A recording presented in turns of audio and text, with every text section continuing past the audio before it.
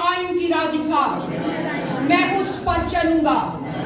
ऐ खुदा मुझे फहम अता कर, मैं तेरी शरीयत को मानूंगा, पूरे दिल पर उससे चलूंगा, पूरे दिल से उस पर चलूंगा, उसको मानूंगा। Hallelujah, hallelujah, hallelujah, hallelujah. खुदावंद इस्राएल को बरकत दे, खुदावंद इस्राएल को बरकत दे, खुदावंद इस्राएल को बरकत दे, खुदावंद इस्राएल को खुदावंद बरकत दे, यरूशलेम को सलामती अता कर। खुदावंद यरूशलेम को आइए खुदाम के कलाम को, खुदा के खादम को जोरदार तालियों से बधाएं। Praise the Lord. सब बोले यीशु मसीह की जय, यीशु मसीह की जय। खुशी बके। हालेलुया। तो आज हम सीख रहे हैं नेक सामरी की तमसील। तो मैं पढ़ूंगा सिर्फ एक आयत, लूका की इंजील उसका 10वां बाब और उसकी 30वीं आयत। यीशु ने जवाब में कहा कि एक आदमी यरूशलेम से यरीहो की तरफ जा रहा था कि डाकुओं में गिर गया। उन्होंने उसके कपड़े उतार लिए और मारा भी और अधूरा छोड़कर चले गए। खुदा यीशु मसीह ने किसी सवाल के जवाब में यह कहानी सुनाई कि कोई शख्स था, वो यरूशलेम से रवाना हुआ और यरीहो की तरफ जा रहा था, तो डाकुओं में गिर गया। अब यरूशलेम जो है वो क्या है और यरीहो क्या है हम आगे जाके सीखेंगे। लेकिन यहां एक बात है कि वो यीशु मसीह ने जब बात बुलाई तो कहा एक आदमी। इसका मतलब है खुदावंद यीशु मसीह का ध्यान शख्सी तौर पे हर शख्स पे है, एक आदमी, भीड़ की बात नहीं हो रही। तो खुदावंद यीशु मसीह हम में से हर एक की तरफ फर्दन तवज्जो देता है और हर एक के बारे में जानता है कौन क्या कर रहा है। एक आदमी। शायद आप सोचें कि मैं कहा, शायद खुदावंद यीशु मसीह के बारे में आप सोचे कि वो तो औरों की फिक्र करता है, औरों का ख्याल रखता है, बड़े बड़े खादमों का ख्याल रखता है। लेकिन लिखा है एक आदमी का मतलब है अ सर्टेन मैन, कोई भी शख्स। तो खुदावंद यीशु मसीह ने उसकी कहानी सुनाई। तो आइए इसकी तफसीर की तरफ जाते हैं। एक शख्स यरूशलेम से यरीहो की तरफ जा रहा था। अब अगर आपने नक्शा देखा हो या आप यरूशलेम की तरफ गए हो तो यरूशलेम पहाड़ों पे वाक़या है और यरीहो जो है पहाड़ी इलाकों में से होता हुआ नीचे की तरफ एक शहर है, छोटा सा गांव था तब तो, और तकरीबन 29 किलोमीटर ये फासला है। लेकिन जब पहाड़ी सफर हो तो ये 29 से ज्यादा बन जाएगा, क्योंकि वो ज़िगज़ैग रास्ते होते हैं और मुश्किल रास्ता होता है। तो वहां से ये शख्स गुजर रहा है यरूशलेम से।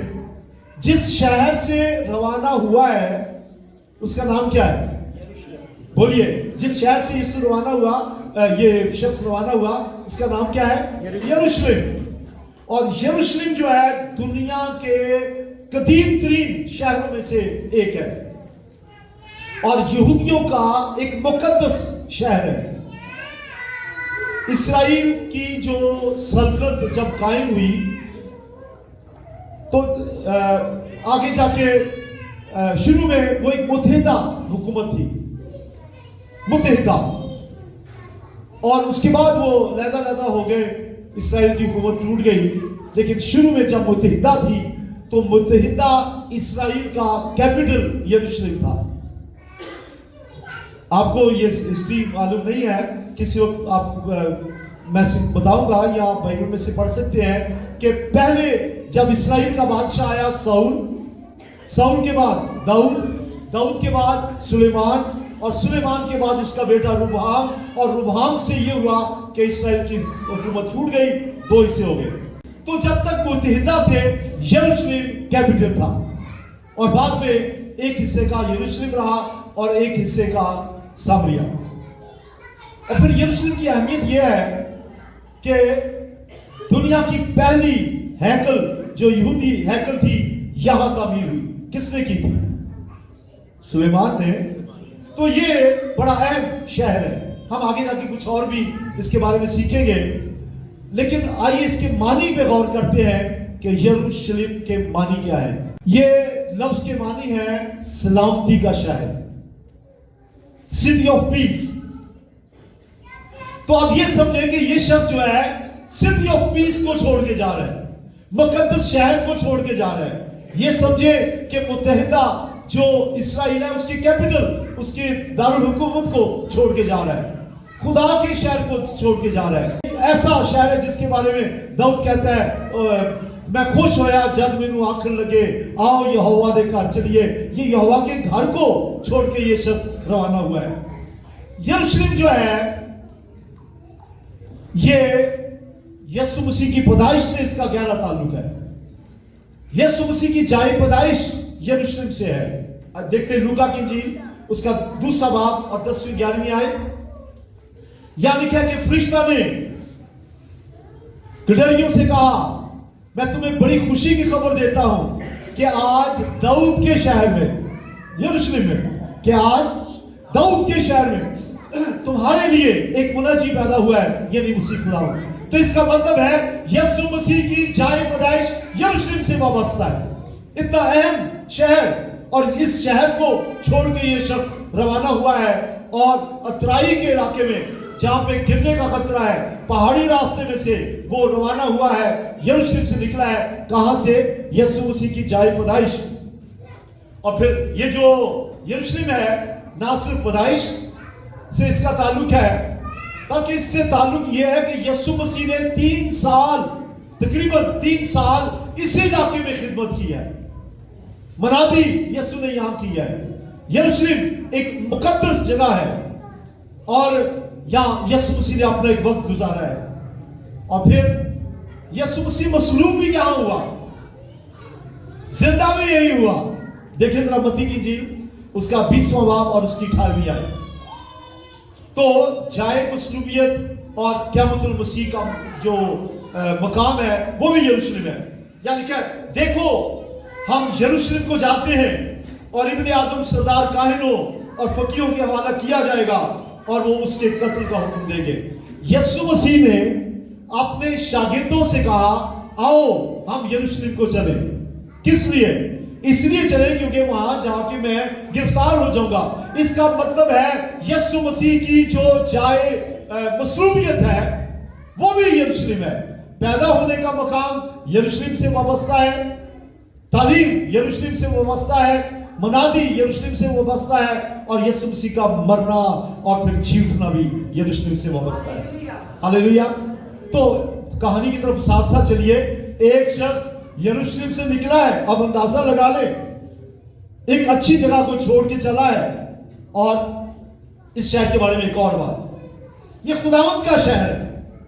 ज़बूर 122 पूरा जो है इसके बारे में है, और वो ये है मैं खुश होया जदों मैनू आखन लगे कि आओ यहोवा दे घर चलिए। ऐ यरूशलेम तू खुदावंद दा शहर, तेरे बूया विच आगे क्या है?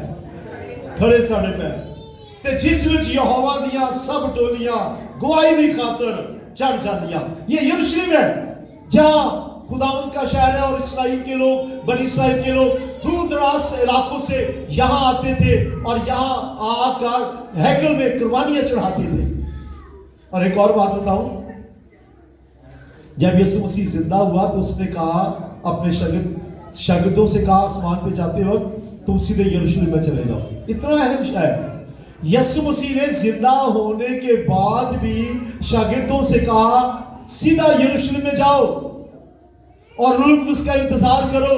इसका मतलब रूह कुदस के नाज़िल होने का पहला मकाम भी यरूशलेम है। बोले हालेलुया। एक बाला खाना था, यीशु ने कहा वहां चले जाओ, और वो वहां चले गए और 10 दिन दुआ करते रहे और रूह कुदस नाज़िल हुआ। बोले प्रेज द लॉर्ड। तो फिर इसके बाद हम देखते हैं कि जब सुलेमान ने पहली हैकल तामीर की यहूदियों की, तो वो भी यहीं पे तामीर की गई। दूसरा तवारीख उसका 3 बाब और उसकी 1 आयत।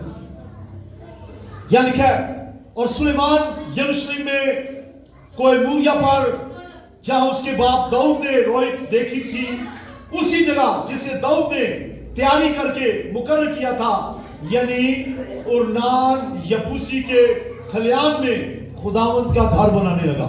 सुनिए गौर से, दाऊद बादशाह इस्राएल की पहली हैकल बनाना चाहता था, लेकिन खुदा ने कहा तू नहीं, तेरा बेटा सुलेमान बादशाह हैकल बनाएगा। सुलेमान ने सारी तैयारी मुकम्मल कर ली। ये दाऊद बादशाह ने मुकम्मल तैयारी मुकम्मल कर ली कि कहां ये हैकल बनेगी, और उसके लिए बहुत सा सामान भी दाऊद ने जीते जी इंतजाम कर दिया था। और जब सुलेमान बादशाह बना है, दाऊद के बाद सुलेमान बादशाह ने एक हैकल तामीर की। और कहां पे? किधर? हेलो, यरूशलेम। तो यरूशलेम की इतनी अहमियत है, और अभी सिस्टर वायलेट भी कह रही थी और उससे पहले सिस्टर मैना ने भी कहा कि इससे मुराद है कलीसिया। और यहां पर जो पहली हैकल बनी, इसका मतलब है कलीसिया। तो इसका मतलब यह हुआ कि ये शख्स, एक शख्स यरूशलेम को छोड़ के जा रहा है, हैकल को छोड़ के जा रहा है, कलीसिया को छोड़ के जा रहा है। और एक और बात इसके बारे में बताऊं, आसमान, नया आसमान, जन्नत, फिरदौस, जहां पे हमेशा हम रहेंगे, उसको नया यरूशलेम कहा गया है। उसे नए यरूशलेम का नाम दिया गया है। अब जानते हैं, देखिए मुकाशवा की किताब 21वां बाब दूसरी आयत। यानी इतना अहम है ये कि हम जहां सारी उम्र मरने के बाद या यीशु मसीह की आमद के बाद जब कलीसिया होगी, अब्दियत तक जहां रहेगी, उसको नया शहर यरूशलेम कहा गया है। ये छोटी बात नहीं है, ये कोई छोटी बात नहीं है कि देखिए जरा लिखा है। फिर मैंने ये यूना आर्फ लिखता है, फिर मैंने ये शहर मुकद्दस नए यरूशलेम को आसमान पर से खुदा के पास से उतरते देखा, और वो उस दुल्हन की मानद आरास्ता था जिसने अपने शोहर के लिए श्रृंगार किया हो। मुकाशवा के राइटर ने रोया में देखा कि एक शहर आसमान से नीचे आ रहा है, और वो कहते हैं कि मैंने देखा कि एक नया यरूशलेम। इसका मतलब है, याद रखें ईमानदारों, जब यीशु मसीह आएगा, अपनी कलीसिया को ले जाएगा, तो हम हमेशा हमेशा तक जहां रहेंगे, अब्दियत तक जहां रहेंगे, उसका नाम नया यरूशलेम भी है। Hallelujah, praise the Lord. और एक और बात, जब यीशु मसीह आएगा, आने वाला कि नहीं? कितनों का माने कि यीशु मसीह जल्द आने वाला है? आमीन। जब यीशु मसीह आएगा तो यरूशलेम को अपना पाए तख्त बनाएगा,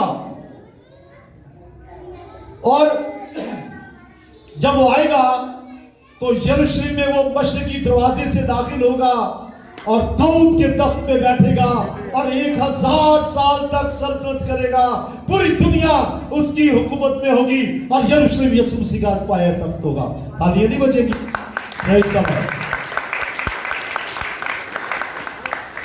और चंद साल हुए कि ट्रंप ने, अमेरिका के सदर ने, अमेरिका का जो कैपिटल है वो वहां से उसने ऐलान किया कि अब यरूशलेम में अमेरिका की एम्बेसी जो है तल अवीव से मूव होके यरूशलेम में चले जाएगी। इसका मतलब है एम्बेसियां तो कैपिटल में होती हैं, लेकिन ट्रंप ने कहा कि हमारी एम्बेसी यरूशलेम में चली जाएगी। इसका मतलब है उसने दूसरे लफ्जों में यरूशलेम को कैपिटल, दारुल हुकूमत करार दे दिया गया। दरअसल ये कदम ब कदम आहिस्ता आहिस्ता हम इस तरफ जा रहे हैं कि यरूशलेम यीशु मसीह का पाया तख्त होगा। Hallelujah, hallelujah. और देखा देखी और भी कई सल्तनतें, देखिए जरा आहिस्ता आहिस्ता होता क्या है, यरूशलेम कैपिटल बनता चला जाएगा। अभी भी कैपिटल है, वो उसे तल अवीव में बेशक ऑफिस है, लेकिन रूहानी एतबार से भी। अब यरूशलेम के बारे में काफी कुछ सीख लिया। सलामती का शहर, रूहानी एतबार से इसका मतलब है कलीसिया, ईमानदारों का गिरोह, ईमानदारों की जमात, यीशु से के खून से धुले हुए लोगों की जगह। इसका रूहानी मतलब यह है। तो यीशु मसीह ने कहा, एक शख्स यरूशलेम से रवाना हुआ तो पहले गलती थी उसकी, यरूशलेम को छोड़ा, आपको कोई और कहानी याद आई रूत की किताब में से? एक शख्स बैतलहम को छोड़ के चला गया, उसका क्या नाम था? अबीमेलेक, और उसकी बीवी का नाम रूत, और ये और उसके दो बेटे, ये लिखा है रूत की किताब में। अबीमेलेक, उसकी बीवी नोमी और दो बेटे बैतलहम से निकले और मोआब के मुल्क में चले गए, और वहां दोनों बेटे मर गए और अबीमेलेक भी मर गया और नोमी बेवा हो गई। और बेटों ने भी चूंकि वहां शादियां कर ली थी, वो भी उनकी जो बहू है वो भी बेवा हो गई। इसका मतलब है कि वो उजड़ गई वहां जाके और कहती मुझे मारा कहो, मुझे नोमी ना कहो, मैं लुट गई हूं। तो जाहिर बात है खुदा के शहर को छोड़ना, मैं रूहानी बात कर रहा हूं, रोटी के घर को छोड़ना। बैतलहम को उसने छोड़ा, बैतलहम का मतलब है रोटी का घर, यरूशलेम का मतलब है सलामती का घर, उसको छोड़ना खतरनाक है। और ये शख्स यरूशलेम से रवाना हुआ तो फिर और क्या होगा? जब लोग सुनते हैं कि वो घिर गया, डाकुओं ने घेर लिया, मारा कूटा, अधमुआ छोड़ दिया, तो कई लोग कहते हैं हाय बेचारा। और भाई बेचारा किस चीज का? वो यरूशलेम को छोड़ रहा है। और जब लोग खुदावंद को छोड़कर गुनाह में पड़ जाते हैं, उनकी हालत देखने वाली होती है, उनकी हालत पहले जैसी नहीं रहती, और लोग तरस खाते हैं। ऐसों पे तरस खाने का क्या फायदा? लिखा है इमसाल की किताब में, जो जानबूझकर बार बार गुनाह करता है ना कहा बर्बाद कर दिया जाएगा। 29 आयत की पहली आयत में लिखा है, जो बार बार तभी पाकर गर्दन कशी करता है ना कहा बर्बाद कर दिया जाएगा और उसका कोई चारा ना होगा। ज़बूर 68 में लिखा है, खुदा मतवाकर गुनाह करने वाले की बालदार खोपड़ी को चीर डालेगा। अब गिरना ही है, एक ऊंची जगह से नीची जगह पे, बुलंदी से पस्ती की तरफ, खुशी से, राहत से, मुसरत से, कलीसिया से, खुदा के घर से, रोटी के घर से, सलामती के शहर से जब छोड़ेंगे तो वो मुसीबतें तो आएंगी। ये रूहानी बात, इसको जेब में रखिए। थोड़ा सा यहू के बारे में भी गौर कर लें, क्या ख्याल है? हेलो, जो सुन रहे हैं अपने हाथ खड़ा करें, मुझे पता चले आप सुन रहे हैं। बनी इस्राएल मुल्क मिस्र से निकले, फतह करते करते वो यहू के करीब आए, तो यहू के लोगों ने, वहां की हुकूमत ने यहू के चारों तरफ पैरे बिठा दिए, सख्ती से गेट बंद कर दिए और सोचा कि बनी इस्राएल को कभी भी यहां से गुजरने नहीं देंगे। लेकिन मूसा तो मर गया था, मूसा के बाद यशुआ तो है। यशुआ हीरो, वॉरियर, जंगी मर्द। तो यशुआ की निगरानी में, उसकी क़यादत में बनी इस्राएल ने यरू को फतह करने के लिए कदम बढ़ाया, और खुदा ने उन्हें बताया कि यरू को कैसे फतह करना है। यरू को फतह करने के लिए खुदा ने कहा कि इसके गिर्द चक्कर लगाओ, और फिर यरू फतह हो गया, दीवार गिर गई। बोले हालेलुया, बोलो हालेलुया। यरू वो शहर है जहां के लोगों ने बनी इस्राएल के लिए रास्ते रोके। तो यरू का मतलब है ऐसी जगह जो खुदावंद के लोगों के लिए बंद है, जहां पर गुलाम सुनाने के दरवाजे बंद है, ऐसी जगह जहां पे मसीह के लोगों को जाने की इजाजत नहीं है।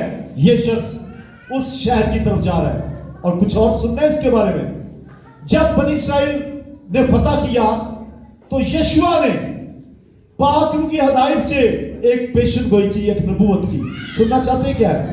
देखिए यशुआ की किताब 6 बाब और उसकी 26वीं आयत। और यशुआ ने उस वक्त जब ये फतह कर लिया, जब यरू को, तो कहा, यशुआ ने उस वक्त उनको कसम देकर ताकीद की और कहा कि जो शख्स उठकर इस यरू शहर को फिर बनाए वो खुदावंद के हुजूर मलाऊन हो। सुन रहे आप? जब शहर गिरा दिया गया तो कहा जो दोबारा इस शहर को बनाए मलाऊन हो। गोया यरू एक ऐसा शहर है जो लानती शहर है, जिसमें लानत दी गई है। यशुआ के मुंह से लफ्ज निकले हैं, एक नबी के मुंह से, एक फाते के मुंह से, जिसके बारे में लिखा है जहां जहां तू जाए मैं तेरे साथ दूंगा। उस शख्स के मुंह से ये अल्फाज निकले कि जो शख्स दोबारा यहू को तामीर करे वो लानती हो, मलऊन हो। और आगे लिखा है कि जब वो उसकी नींव डाले तो उसका बड़ा बेटा, और जब उसके फाटक लगाए तो उसका छोटा बेटा मर जाएगा। ये उसी वक्त यशुआ ने कह दिया था। और फिर ये नबी की बात हो नहीं सकता कि पूरी ना हो, फिर ये पेशगोई पूरी हुई। देखिए काफी देर के बाद पहला सलातीन 16वां बाब और 34वीं आयत, वहां लिखा कि ये पेशगोई पूरी हुई। कैसे हुई? देखिए उसके अयाम में बैत एली हय्येल ने यहू को तामीर किया। एक शख्स जो बैतेल का रहने वाला था, बैत एली, उसका नाम था हय्येल, उसने यहू को तामीर किया। जब उसने उसकी बुनियाद डाली तो उसका पहलौठा बेटा अब्राम मरा, और जब उसके फाटक लगाए तो उसका सबसे छोटा बेटा सजूब मर गया। लानत दी थी। और ये कैसे हुआ? ये खुदावंद के कलाम के मुताबिक हुआ जो उसने नून के बेटे यशुआ की मार्फत फरमाया था। देखिए, तो आप याद रखें, अब मैं यहू को तशबीह दूंगा। यरूशलेम को हमने क्या तशबीह दिया? कलीसिया। यहू को तशबीह देना चाहते हैं कलीसिया को छोड़ के कुछ भी जगह। मैं ये बात नहीं कर रहा कि कौन सी कलीसिया। कलीसिया का मतलब है मसीह का बदन। कलीसिया का मतलब है ईमानदारों का गिरोह। कलीसिया का मतलब है निजात याफ्ता लोगों की भीड़, निजात याफ्ता लोगों का इकट्ठ। ये मतलब है। मैं किसी मिशन का नाम नहीं ले रहा। जो लोग यीशु मसीह के लहू से धुले, यीशु मसीह के खून से पाक साफ हुए, जिनको यीशु मसीह ने अपने बदन का हिस्सा बनाया, जो यीशु मसीह को निजात देता जिन्होंने कबूल किया, उनकी जमात, उनका गिरोह, उससे कहते हैं कलीसिया। एक्लेसिया का मतलब है उठाए हुए लोग, चुने हुए लोगों की जमात, पिक्ड वन, चोजन वन लोगों की जमात। तो ये शख्स जो है उसमें से निकला है। इसका मतलब है पहले ये कहां रहता था? जरा मेरी तो देखिए, ये शख्स कहां से चला, कहां का रहने वाला था? यरूशलेम। इसका मतलब है जो लोग आज कलीसिया में हैं, अगर यीशु को उन्होंने अपना दिल दिया है, अगर गुनाहों से माफी मांगी है, अगर गुनाहों को छोड़ चुके हैं, यीशु मसीह उनके दिल के अंदर बसता है, अगर वो उसको छोड़ते हैं, गुनाह की तरफ जाते हैं, तो फिर इसका मतलब है वो खुदा को छोड़ के अब्बीस की तरफ, शैतान की तरफ, जहन्नम की तरफ अपना रुख कर लेते हैं। तो यरू जहन्नम की एक तस्वीर है। तो यरूशलेम, अब मैं यरू भी बता दिया, अब मैं बताऊंगा यरूशलेम छोड़ना जो है उसका मतलब क्या है। यरूशलेम को छोड़ना है बरगश्ता हो जाना, गिर जाना, बेराह हो जाना। यरूशलेम का रूहानी मतलब कलीसिया को छोड़ना, खुदावंद के बदन को छोड़ना, मसीह की तालीम को छोड़ना, बरगश्ता हो जाना, गिर जाना, यह मतलब है। तो फिर मुसीबत तो आएगी। फिर यही बात होती है, जैसे लोग कहते हैं यार समझ नहीं आती होता क्या है, हालात ही बड़े बुरे हैं। भाई देखो तो सही जरा, आप आए कहां से है, गिरे कहां से है, आपकी मंजिल क्या थी, आपका असल मुकाम क्या था। जब आप यरूशलेम में हैं तो बुलंदी में हैं, पस्ती की तरफ जाएंगे तो फिर मुसीबत तो आएगी, गिरेंगे जरूर। बहुत से लोगों की गवाहियां मैंने सुनी है, वो कहते हैं जी हमने कलीसिया को छोड़ा और हम पे मुसीबतें आ गई और फिर वापस आए। तो यरूशलेम छोड़ने के जो नताइज हैं वो खतरनाक हैं। इसका मतलब है खुदा से दूरी। लेकिन चंद बातें मैं बताऊंगा, कैसे पता चलेगा कि कोई शख्स यरूशलेम को छोड़ के जा रहा है। हेलो, जरा हाथ खड़ा करें ताकि मुझे मालूम हो कि आप सुन रहे हैं। ठीक है, कैसे पता चलेगा कि आप यरूशलेम को छोड़ चुके हैं और आपकी मंजिल जो है वो उतराई की तरफ जा रही है, पस्ती की तरफ जा रहे हैं? कैसे पता चलेगा? पहली निशानी खुदा की बजाय दुनिया को मरकज बना लेना। लेकिन जो लोग यरूशलेम को छोड़ते हैं, इसका मतलब है वो खुदावंद को छोड़कर मसीह को मरकजी हैसियत नहीं देते, वो यीशु मसीह को दूसरा दर्जा दे देते हैं कि उसको भी खुश कर लो, उसको भी खुश कर दो। ये डावाडोल बेरंगी जिंदगी, दो रंगी जिंदगी खुदावंद को पसंद नहीं है। यीशु मसीह को अव्वल दर्जा, दरमियानी दर्जा। तो ये है उन लोगों का हाल जो यरूशलेम को छोड़ते हैं। पहले यीशु को अव्वल दर्जा देते, अब क्या हुआ? नए नए थे ना। कई लोग कहते हैं यार जब मैंने निजात पाई क्या मजा था, इतनी अच्छी दुआ करता था, और अब उस वक्त ऐसा होता था मैं बदरू गिरफ्तार के लिए दुआ करता था, बदरू निकलती थी, अब क्या हो गया? उनकी मौत पै गई है। जाहिर बात है, अब होना क्या है? छोड़ा जो है यरूशलेम को। जब मसीह के बदन को छोड़ेंगे, खुदावंद को छोड़ेंगे, मसीह को मरकजी हिस्सा हैसियत नहीं देंगे, वो हमारे घर का सेंटर नहीं होगा, तो ऐसा ही होगा। ये पहली बात थी जो मैंने बताई। तीसरा पहले बाप की 27वीं आयत इसका हवाला है। और उसके बाद नंबर 2 एक और भी बात है, कैसे पता चलेगा कि किसी ने छोड़ दिया है? वो पहला पत्रस 5वें बाप की 7वीं आयत है कि खुदावंद ने कहा कि अपनी फिक्रें मुझ में डाल लो। अब यरू की तरफ जाने का मतलब है अपनी फिक्र खुद अपने ऊपर उठा लिया। दूसरे लफ्जों में खुदा कुछ नहीं करता, साड़ी दुआएं नहीं सुनदियां, अपनी मर्जी अपनी फिक्रें अपने ऊपर उठा लेते हैं। खुदा को खुदा रहने दे, लिखा है लेट गॉड बी गॉड। इसका मतलब है खुदा को अपना काम करने दे। जब अपनी फिक्रें आप खुद उठाने की कोशिश करेंगे, इसका मतलब आप अपने आप को खुदा बना लेते हैं। जब आप कलीसिया में हैं तो फिक्रें फिर मसीह पे छोड़ दें, और जब आपकी फिक्रें आपके ऊपर खुद आप उठा लेते हैं, इसका मतलब हौली हौली आहिस्ता आहिस्ता यरूशलेम जा रहे हो तो डिगना ही डिगना और की होना है। अपनी फिक्रें खुद ना उठाएं, मसीह पे डाल दें। तीसरी बात, हाँ जी, तीसरी बात यह है, निशानियां बता रहा हूं यरूशलेम को छोड़ने की। कैसे पता चलेगा कि इसने छोड़ दिया है? पहली मोहब्बत छोड़कर दुनिया को दोस्त बना लेना। जब नवे नवे तौबा की थी, निजात पाई, तो कहना मजा सी। हुण क्यों है? खुदा से मोहब्बत में कमी आ गई। सबसे बड़ा हुक्म, अपने खुदा से अपने सारे दिल, अपनी सारी जान, अपनी सारी अकल से मोहब्बत कर। अब मोहब्बत बट गई, कुछ खुदा की तरफ, कुछ शैतान की तरफ। दुनिया से मोहब्बत, दुनिया से मुराद है कलीसिया से अलहदा, दुनिया कैसे काम, दुनिया में रहना तो है, दुनिया को छोड़ नहीं सकते। इसका मतलब है दुनिया के से काम करने शुरू कर देना। याकूब के खत के 4 बाब की 4 आयत देखें, क्या लिखा है? ऐ जिना करने वालियों, वालियों लिखा है लेकिन मैं इजाफा करता हूं, ऐ जिना करने वालियों, ऐ जिना करने वालों, क्या तुम्हें नहीं मालूम कि दुनिया से दोस्ती रखना खुदा से दुश्मनी करना है? यानी आहिस्ता आहिस्ता खुदा से दुश्मनी शुरू हो जाती है और दुनिया से दोस्ती शुरू हो जाती है, और रफ्ता रफ्ता रफ्ता यरूशलेम को छोड़ के यरू की तरफ हमारे कदम जा रहे होते हैं। रास्ते से वापस आ जाए, अभी मौका है। अजय मुकम्मल यरूशलेम नहीं गए, हाले तो राह ही हो, भी वापस आ जाए।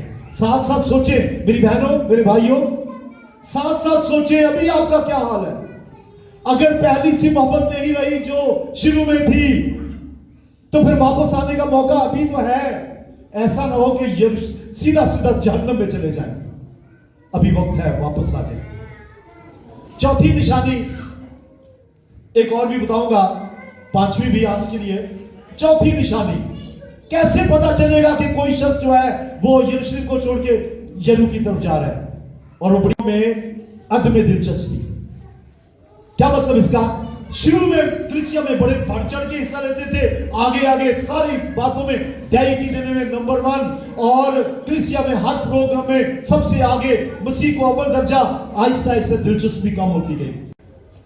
1000 दफा पैगाम दिया जाता है कि जो बाइबल मुकद्दस में लिखा है, गीत गाना, हमदो सना करना, यह कुर्बानी है। आप कुर्बानी देने आते ही नहीं। गीत गाना यह होंठों का फल है। अगर हम गीत में शामिल नहीं होते, प्रस्तुति में शामिल नहीं होते, इसका मतलब है हमारी दिलचस्पी यरूशलेम से कम हो गई है और यरू की तरफ ज्यादा हो गई है। यरूशलेम से मोहब्बत का मतलब यह है गीतों में भी हिस्सा लें, प्रस्तुति में भी हिस्सा लें, हमदो सना में भी हिस्सा लें। और जब आप हमदो सना में खुदावंद की प्रस्तुति में हिस्सा लेंगे तो इसका मतलब है कि आप वापस आ गए हैं। वरना अब क्या हाल है? पहले न्यायिकी देते थे, अब शायद आपने एक रकम मुकर्रर कर दी है, चलो एक पैसे दे दिया करो, वापस आए। दुनिया की भीड़ में क्यों खो गया, ऐ बेटे घर लौट आ, ऐ बेटे घर लौट आ। यीशु मसीह हाथ पे सारे खड़ा है, अभी भी वापस आ गए। दुनिया में कुछ नहीं बिगड़िया, अजय यरूशलेम पहुंचा, तेरी राज है, अजय भी वापस आ जा। यीशु मसीह की आमद करीब है, शायद आज यीशु आ जाए। शायद ਉੱਚੇ ਮਹਿਲ ਚਵਾਰੇ ਤੇਰੇ ਹੋਰਨਾਂ ਨੇ ਮਨ ਲੈਣੇ ਨੇ, ਸ਼ਾਇਦ ਅੱਜ ਕਿਸੇ ਦੀ ਰੂਹ ਇਸ ਉਹਨਾਂ ਦੇ ਬਦਨ ਨੂੰ ਛੱਡ ਕੇ ਚਲੀ ਜਾਏ। शायद कोई पता नहीं, आज वक्त है वापस आ जाए। अगर आप महसूस करते हैं कि आपने यरूशलेम को छोड़ के यरू की तरफ जा रहे हैं, वापस आ जाए, वापस आ जाए। कैसे वापस आ जाए? जैसे मुस्लिम बेटा वापस आया और उसने उसके बाप ने उसको गले लगा लिया, अब भी यीशु मसीह के पास वापस आ जाए, वो आपको गले लगा लेगा, आपके गुनाह माफ कर देगा। वापस यरूशलेम में आए, वापस सलामती के शहर में आए, वापस खुदावंद यीशु मसीह को जैसे आपने रद्द किया था फिर आए और कहे खुदावंद मुझे माफ कर। और आखिरी बात जहां लिखा है तौबा करें, मुकाशवाद दूसरी बात की 5वीं आयत में मैं पैगाम खत्म करूंगा। बस ख्याल कर, जरा सोच, ए बहन ए भाई जरा सोच, ख्याल कर कि तू कहां से गिरा है, पहले कहां था, कहां से गिरा है, और तौबा करके पहले की तरह काम कर। वरना अगर तू तौबा ना करेगा तो मैं तेरे पास आकर तेरे चिरागदान को उसकी जगह से हटा दूंगा, तेरा चिराग गुल कर दूंगा, तेरा नूर जाता रहेगा, जहन्नम में चला जाएगा। आज वक्त है वापस आ जाए।